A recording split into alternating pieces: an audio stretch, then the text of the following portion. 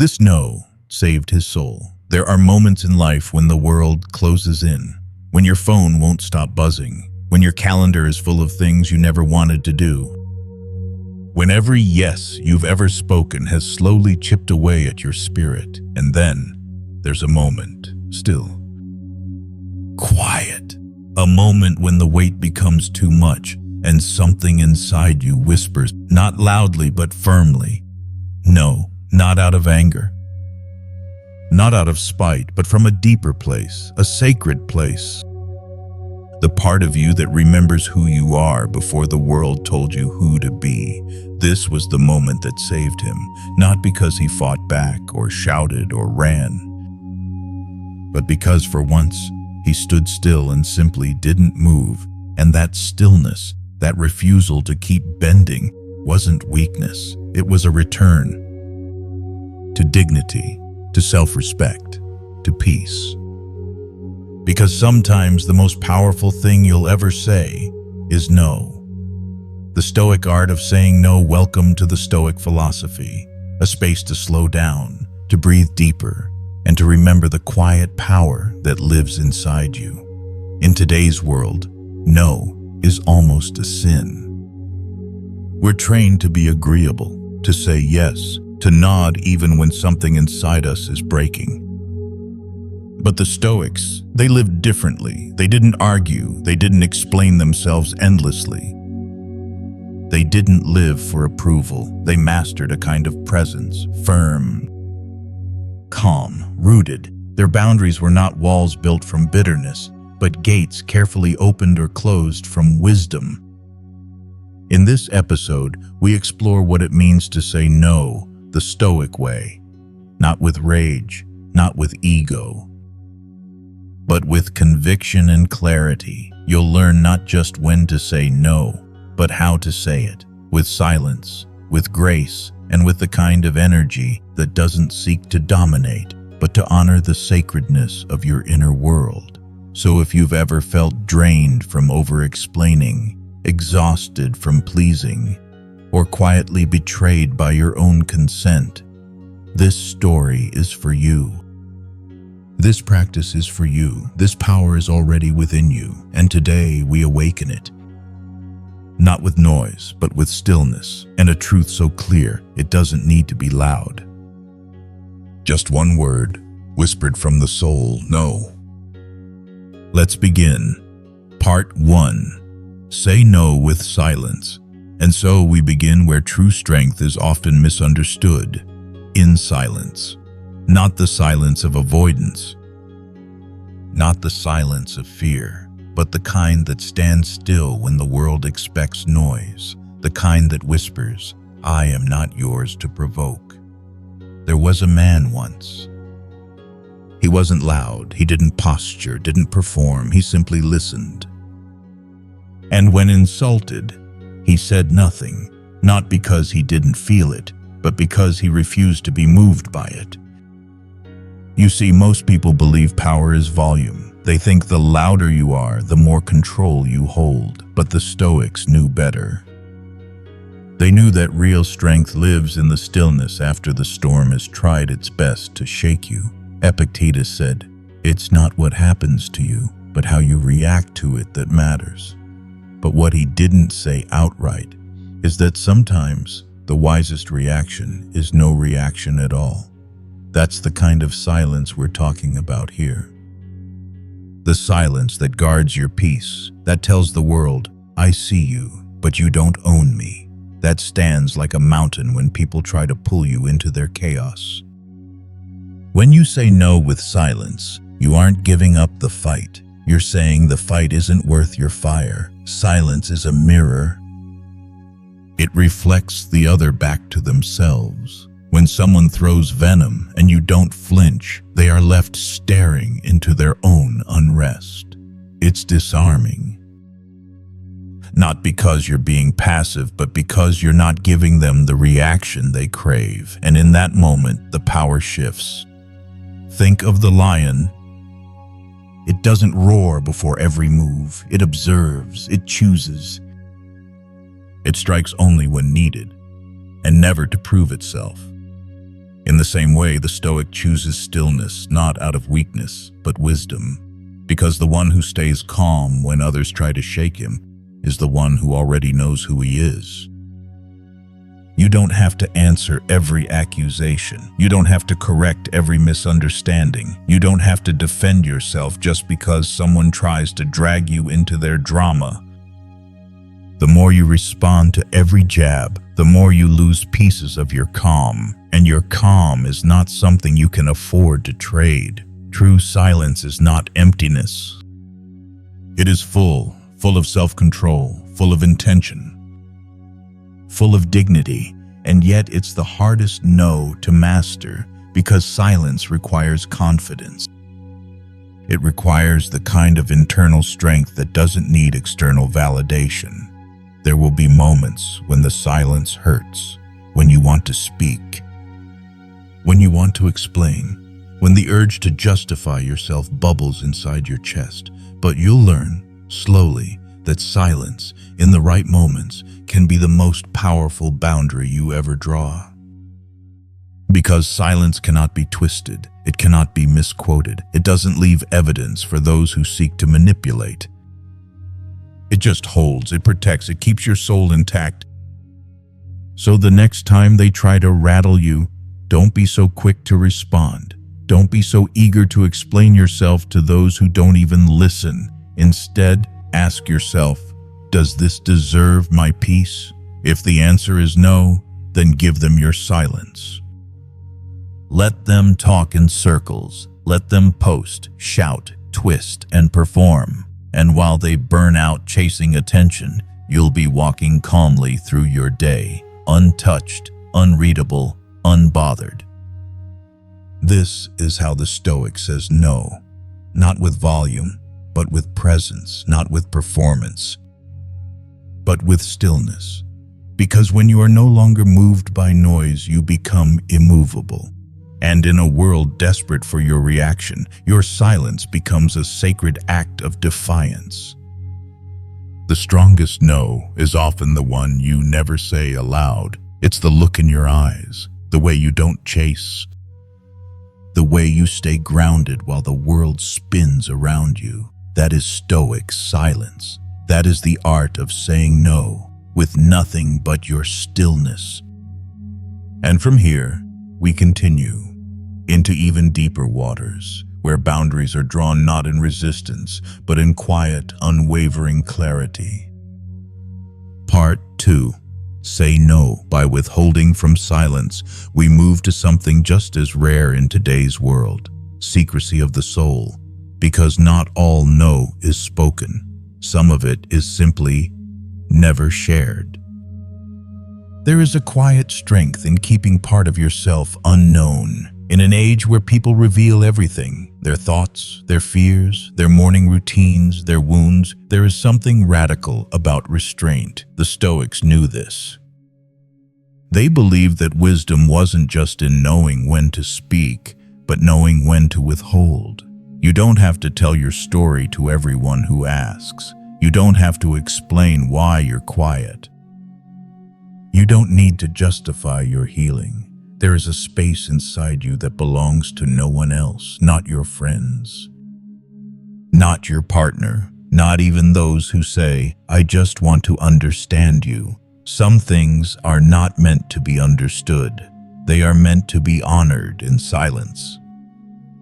You see, when you withhold, you are not being deceptive. You are being discerning. You are saying, "This piece of me is not for display." Not because it's broken, but because it's sacred. And sacred things are not meant to be touched by careless hands. There was once a traveler who carried a small box in his coat. He never opened it in front of anyone, not even those he trusted. People asked. People wondered, but he only smiled and said, "It holds what keeps me strong." They thought it was a trick, or maybe a treasure. But the truth was far simpler. Inside that box was a folded letter from his younger self, a promise he had made during a time of despair. He kept it not to show the world, but to remind himself who he was when no one was watching. That is the essence of withholding. not to gain power over others, but to remain in power over yourself.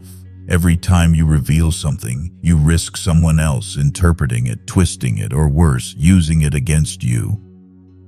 But what they never see, they can never exploit. What they can't define, they can't control. Withholding is protection. Not armor from fear, but armor from chaos. It is the line between intimacy and exposure. It is knowing the difference between being open and being unguarded. Because vulnerability is not oversharing, it's knowing who to open to and when. You don't have to tell them your plans. You don't have to explain why you left. You don't need to post your healing. You are allowed to keep your transformation quiet. You are allowed to keep your peace to yourself. The more you share, the more people believe they have the right to evaluate you, to judge your journey, to edit your story. But you can say no to that, softly, quietly, without explanation. You can withhold the pieces they don't need to know. You can smile, offer presents, and still keep your box locked, because your life is not a performance. Your pain is not public property. Your dreams are not invitations, they are seeds, and some seeds grow best in the dark. Out of sight, rooted in silence. So the next time someone asks, "What's going on with you?" pause before answering. Not out of suspicion, but out of self-respect. Not everyone needs access. Not everyone deserves to see the full picture. Some only come close so they can carry pieces of you back to others. The Stoics would tell you this: what is private is powerful, and what is protected will flourish.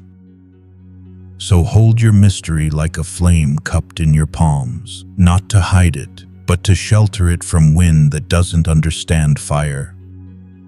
This too is a sacred no, a quiet refusal to be completely known, a choice to keep part of yourself untouched, unnamed, and utterly yours. And as we walk from here to the next part of the path, we carry that flame gently, still burning, still hidden. Because the most powerful boundaries are often the ones that live in silence and never ask permission. Part 3. Say no to expectations. And now, we come to a heavier burden, the weight of what others expect from you, not chains made of iron, but of invisible threads sewn by family, culture, community, and the loud voice in your own head that whispers, "You should."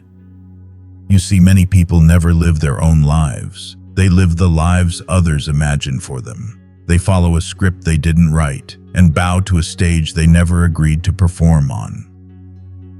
The Stoics knew this trap well. They warned against giving your peace to things beyond your control, and nothing steals peace faster than trying to satisfy the world's expectations. There was a young man once. His parents had a dream for him, a career, a family, a quiet house in a quiet neighborhood.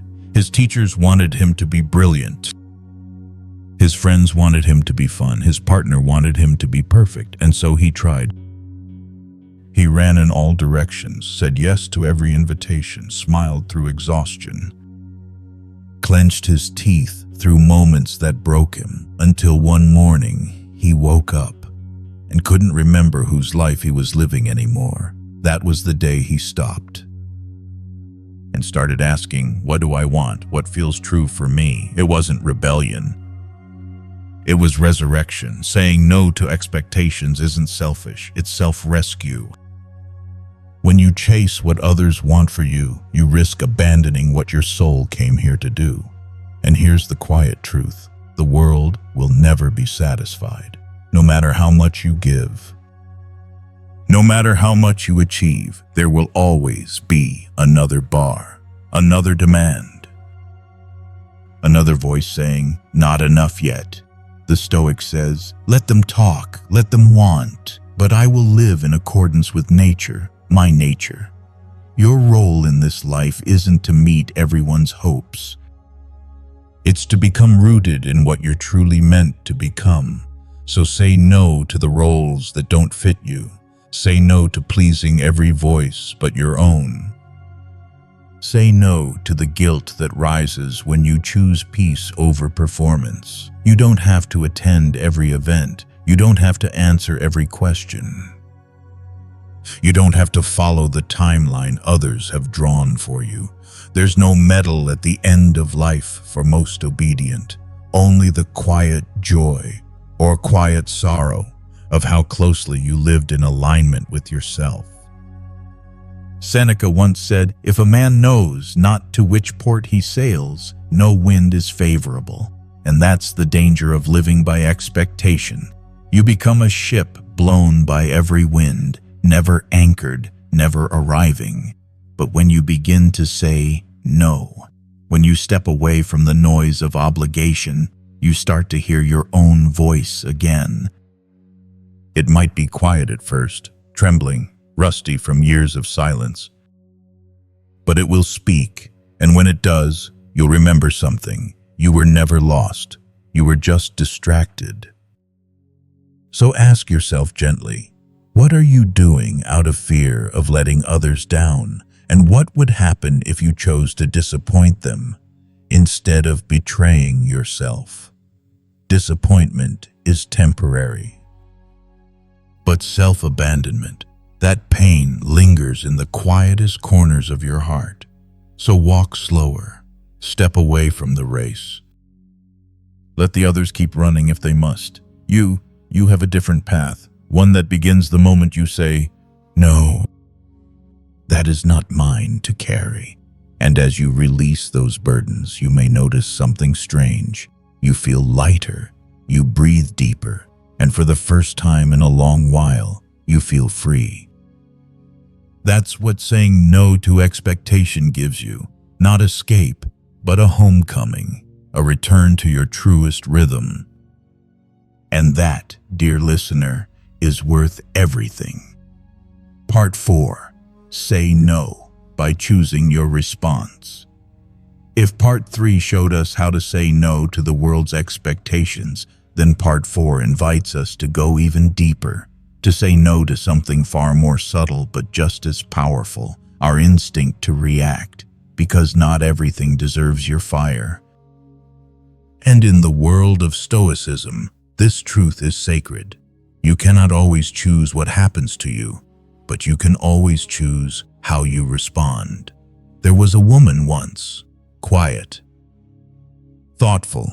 She worked in a place where sarcasm passed for cleverness and cruelty was often called honesty. One morning during a meeting, someone tried to humiliate her. A backhanded comment, a cheap laugh, the kind of moment that stings your pride and begs for retaliation. But she didn't flinch. She didn't return the insult. She didn't even blink. She looked up calmly and said, "Are you finished?" Then she returned to her notes. The room fell silent, not because she'd shouted, but because she didn't. And that silence echoed louder than any comeback ever could. You see, most people are walking matches, dry, impatient, and waiting for someone to strike them. They live in reaction. Someone insults them, they defend. Someone provokes, they explode. But what if you chose not to be flammable? What if you could feel the heat and not burn? That's the Stoic way. Not coldness, not numbness, but clarity to see what's happening, the insult, the gossip, the manipulation, and instead of reacting impulsively, you pause. You breathe, you consider, and you ask yourself one simple question: does this deserve me? Because when you react without thinking, you give your power away. You let someone else decide your emotions. You let their chaos become your chaos. And suddenly, they're in control, not just of the moment, but of your peace. But when you choose your response, you reclaim your time, your dignity, your center. Epictetus said it best. If someone succeeds in provoking you, realize that your mind is complicit in the provocation. It takes two to light a fire, and you don't have to be one of them. Sometimes the most powerful no is the one you offer to your own impulse. The urge to clap back, the urge to prove your point, the urge to win an argument that isn't even worthy of your presence. Let them speak, let them twist, let them try. But you stay grounded. Not because you're weak, but because you're free. And freedom means this: you get to choose who gets your words. You get to choose which battles you enter. You get to decide when to speak and when to walk away in silence. You don't need to attend every argument you're invited to. Some people thrive on conflict. They want to see if they can move you, not because they hate you, but because your peace unsettles them. Don't let them win. Don't let them pull you out of yourself. You don't owe them your peace just to prove a point. The Stoics teach us that power is quiet. It doesn't yell. It doesn't scramble. It doesn't need to convince. It simply stands where it is, like a rooted tree in high wind. Still, solid, unbothered by storms that come and go. So the next time life tests you, and it will, remember this: you are not a puppet. You are not a reflex. You are not here to dance to someone else's chaos. You are the calm in the room. The pause between the trigger and the choice. The space where peace is protected, not handed over. That's the strength of response. That's the power of saying no to the reaction you've outgrown. And it is in that pause, in that sacred breath, that the Stoic stands taller than any insult and walks freer than any man ruled by rage. We move now, not away from the fire, but deeper into the art of focus, where your no is not just an act of protection, but of deep devotion to what truly matters. Part 5. Say no to the unimportant. From choosing our responses, we now turn to choosing what deserves our presence at all. Because in a world that screams for your attention, one of the most sacred things you can say is, "This does not matter. I will not give it my time." There was a craftsman once. He lived at the edge of the village, known not for how much he spoke, but for the quality of his work. One day, a group of travelers passed through. They mocked the simplicity of his tools, laughed at the quietness of his home, and said, "You live too small. You're missing out." The man simply smiled, nodded once, and continued carving. Later, someone asked him why he didn't defend himself, and he replied, "I do not argue with echoes. I work with wood, not noise." That is the Stoic way, a way of living rooted not in constant reaction, but in clarity of purpose. You only have so many hours in this life. So many heartbeats, so many days where your mind is sharp and your soul feels open, and yet, how much of it is wasted on what doesn't matter? The small things that steal your energy, a careless comment, an online argument, a meeting that could have been silence, an invitation you feel guilty declining. It builds. Not in big explosions, but in a slow erosion. 1,000 little yeses that were meant to be no.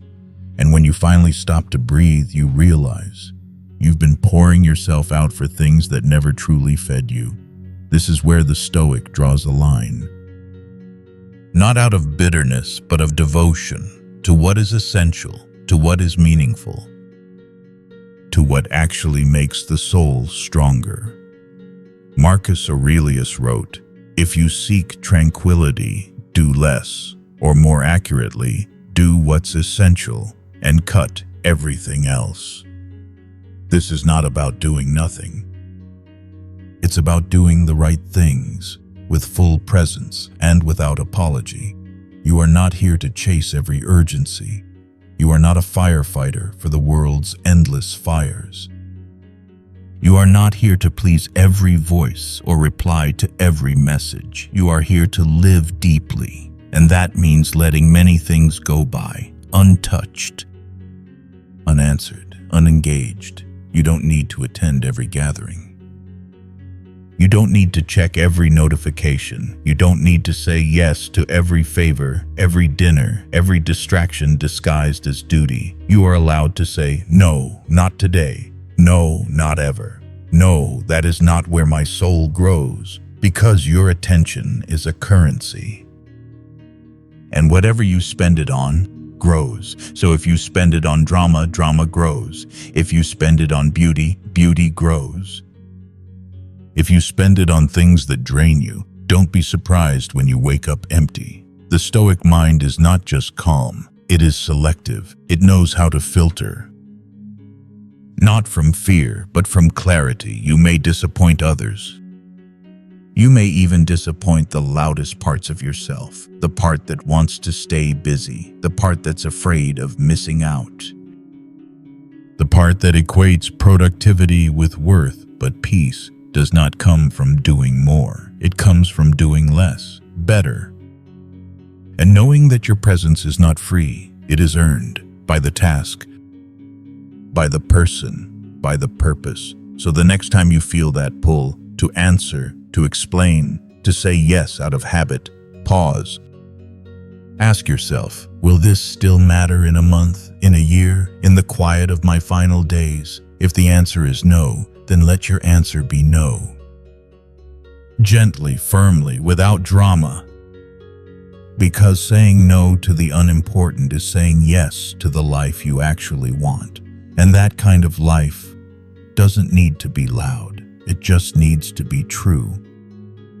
From here, we step into an even deeper kind of no, one that doesn't just guard your time, but commands your presence, where who you are, without speaking, becomes a boundary in itself. And that we'll explore next. Part 6. Say no with presence. From the clutter of the unimportant, we now arrive at something deeper, something quieter, yet far more commanding, a kind of no that doesn't need to be spoken at all. It's the no that lives in your presence. There was an old man in the village. He never raised his voice. He never interrupted. He walked slowly, spoke only when necessary, and when he entered a room, the room shifted, not because he demanded anything, but because he needed nothing. People instinctively lowered their voices around him. They thought before they spoke. They sat up straighter, smiled less nervously, and no one could explain why. That's presence. Not performance, not charisma, not dominance, but something quieter and much harder to shake. The Stoics believed that presence was not something you crafted. It was something you became by mastering yourself. When a person walks into a space grounded in their values, clear in their mind, still in their breath, they do not have to say no. Their posture already says it for them. No, I will not be moved by chaos. No, I will not be dragged into noise. No, I will not trade dignity for approval.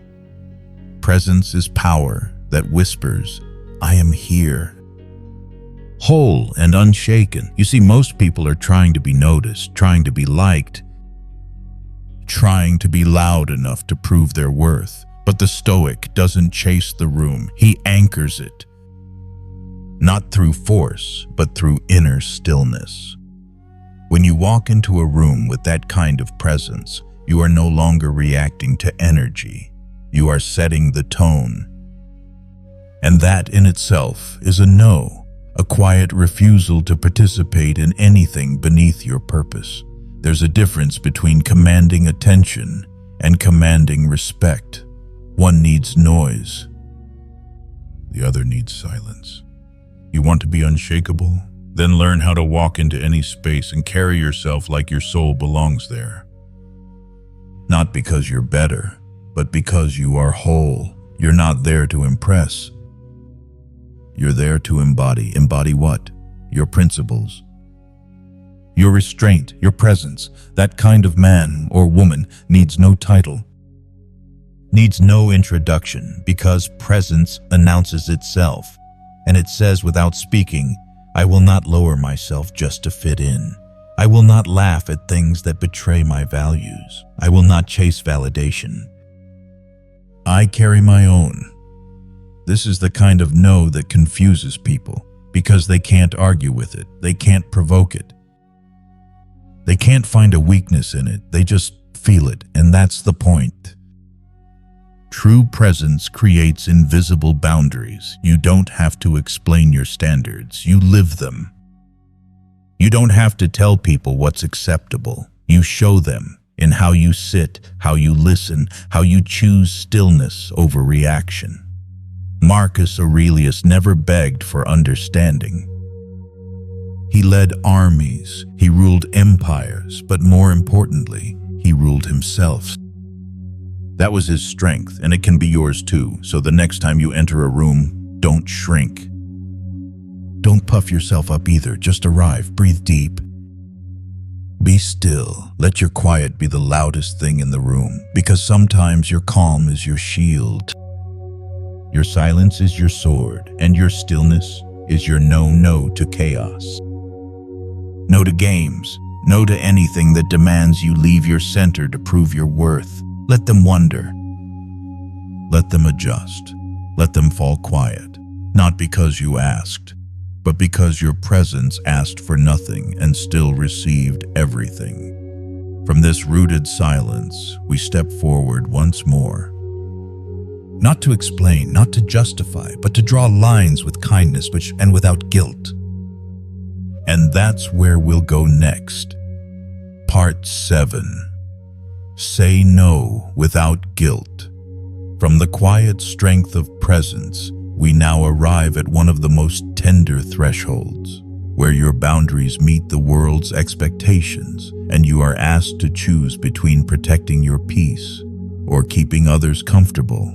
This is where many hearts hesitate. Because saying no often feels like a betrayal, but the truth is gentler and deeper. Saying no isn't a rejection of others. It's an affirmation of yourself. There was a woman who always said yes, yes to extra work, yes to late night calls, yes to staying longer, trying harder, giving more. And in each yes, she chipped a little more away from herself. Her sleep, her joy, her soul. Until one day she sat in her car, hands on the wheel, and whispered, "No more." It didn't sound like defiance. It sounded like homecoming. You see, guilt is a ghost.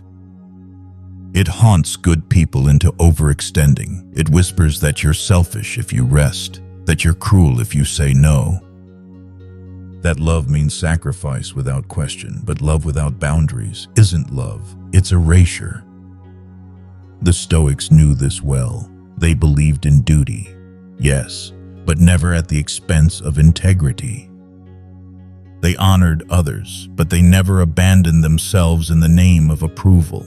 Saying no without guilt requires deep clarity. It requires knowing that you are allowed to choose peace. You are allowed to guard your energy. You are allowed to walk away, even if others don't understand. And the truth is, many won't understand. They'll call you distant. They'll say you've changed. They'll frame your boundary as betrayal. But what they're really saying is this: I liked it better when you had none. Let that truth free you, because you are not here to explain your no. You are here to honor the voice inside that says, this is too much. This doesn't feel right. This is not my path. A boundary is not a wall. It is a doorway, an invitation into relationship with you that is healthy, honest, and whole. And anyone who cannot meet you there was only ever knocking on your door for what you could give, not for who you are. Release the guilt. It was never yours to carry.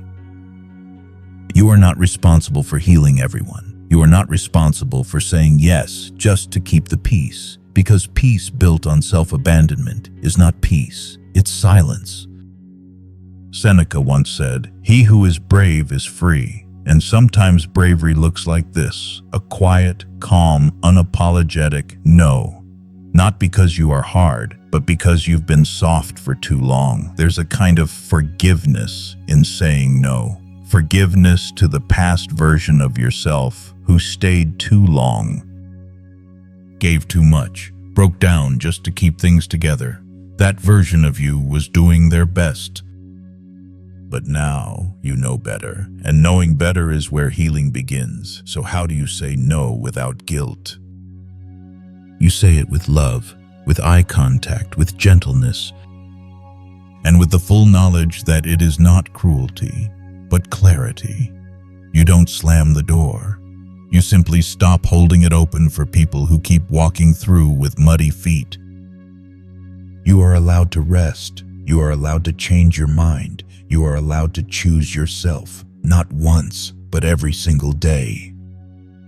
Let them misunderstand. Let them feel disappointed. Let them even call you selfish.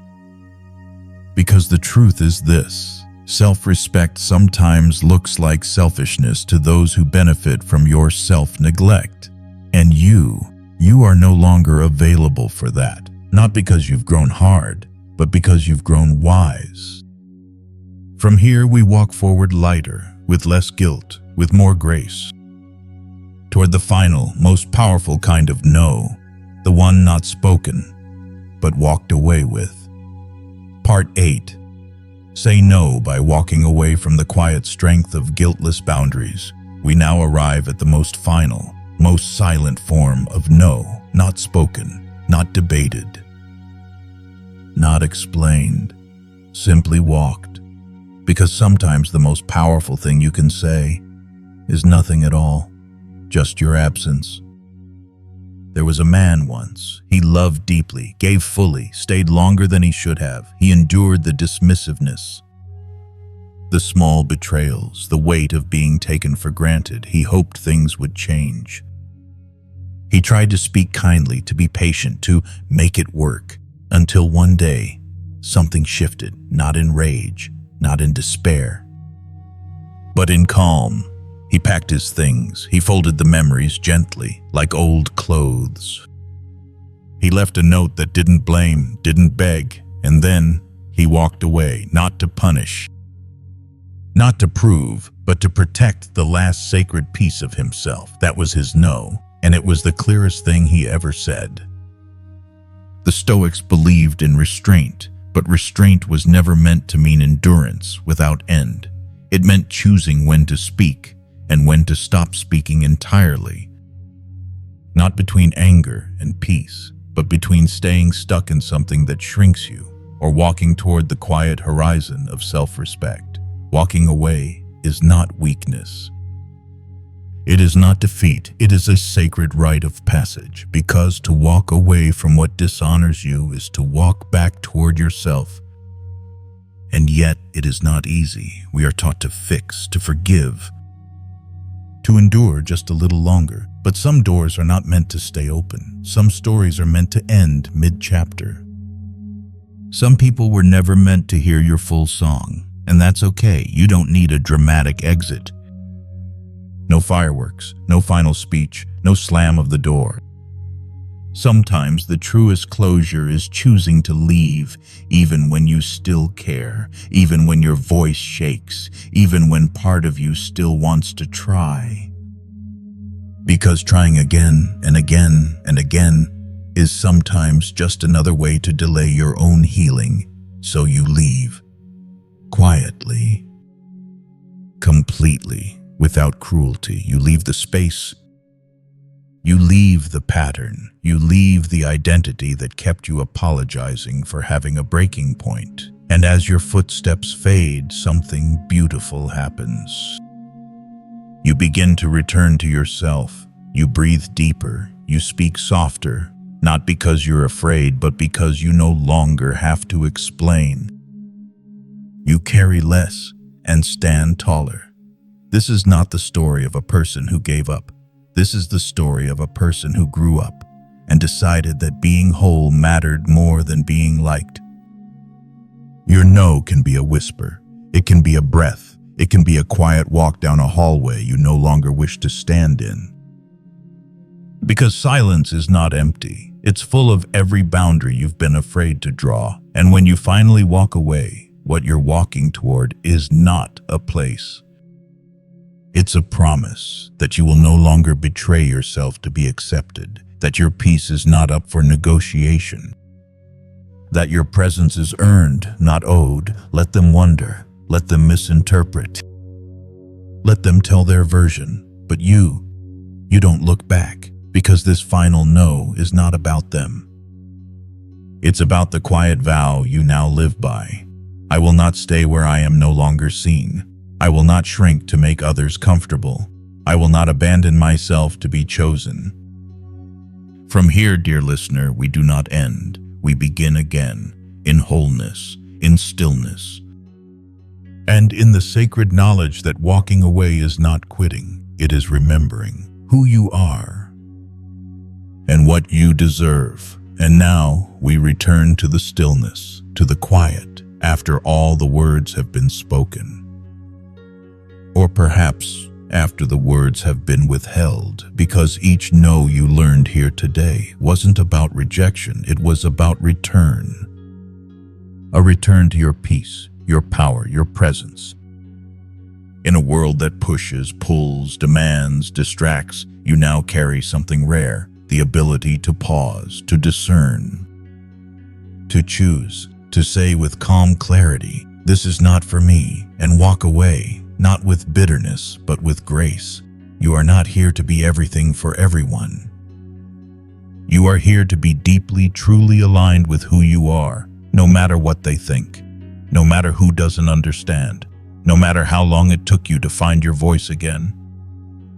So if this message stirred something in you, something soft, something strong, hold on to it. Don't just listen, live it. Say no when it protects your peace. Say no when it restores your dignity. Say no when the path before you asks you to leave yourself behind. And say it without guilt, because every sacred no is a powerful yes to your soul. If this story moved you, share it with someone whose heart is tired of explaining, tired of performing, tired of saying yes just to survive. Let them know there is another way, a quieter way, a truer way.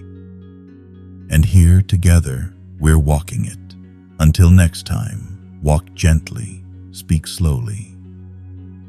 And when needed, say no, not with anger, but with love, for the person you are still becoming.